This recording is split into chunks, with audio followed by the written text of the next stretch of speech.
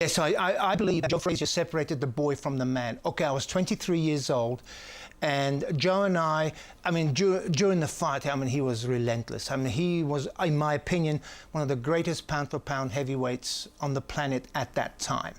And the thing that impressed me with him was that whilst we were actually in the ring, although we had respect for each other, he couldn't care nothing. He couldn't give a toss about you. I mean, he wanted to just get you out of the way and go back into his dressing room.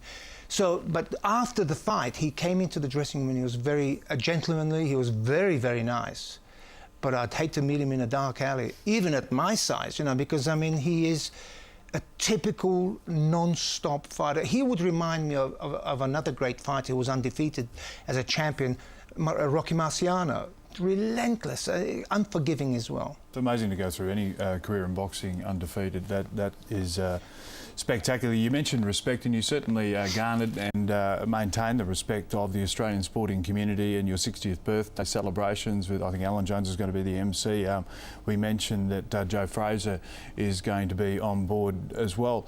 How do you see the Australian fight game now? Do you look at it as a different kettle of fish to the way it was back in the day? Do you see it as the marketers have taken it over, or do you see it, or do you still, can you view the pure sportsmanship in it?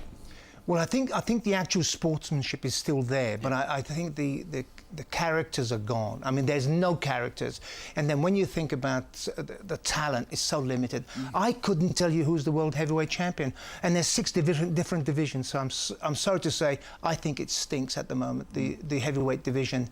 I don't know who they are. And I just want to say very quickly, I want to thank John Singleton, because he's been a tremendous help here for bringing Joe and finding Joe in America, because, I mean, he's everywhere but nowhere. And to find him, and Singleton has done this, and he and I go back 30 years, so... Yep. It's going to be 2 great nights. We might have a look at the way that people can get involved with Aussie Joe Bugner's big birthday bash, because it's on in Sydney on March 12. If you call that number down the bottom of your screen right now, you can inquire about being a part of that. And then 24 hours later, up there on the Gold Coast, I think it's Jupiter's, isn't it? So you've got to go back to back. And yes. You've been in training for this back-to-back parties. Well, unfortunately, I can't afford the airfare, so I'm walking back. Or is it running? Anyway, no, I'm so excited, you know, because I have been so privileged. Australia has given me everything. And I came here in 1984. In 1986, I was naturalised because I wanted to be. And from that moment on, I never looked back.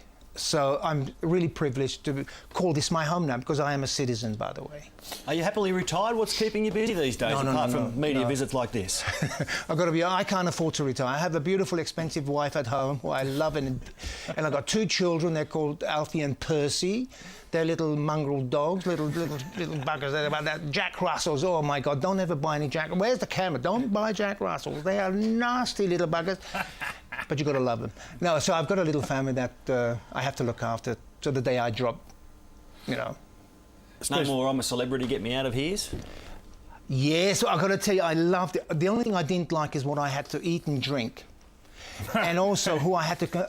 you know, I went into a snake pit with about 24 huge pythons, black-headed pythons, and I went in there and I was like this far off them, and these buggers were all over you.